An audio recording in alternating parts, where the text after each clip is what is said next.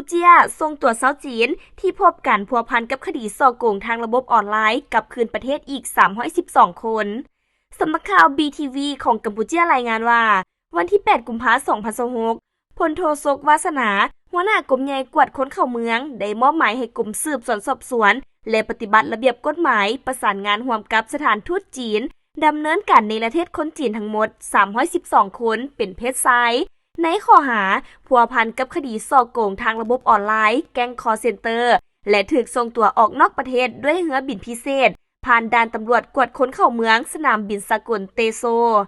การดำเนินการในประเทศคนต่างประเทศในครั้งนี้แม้นการปฏิบัติตามมาตรการทางกฎหมายอย่างเข้มงวดของรัฐบาลแห่งราชอาณาจักรกัมพูเจีย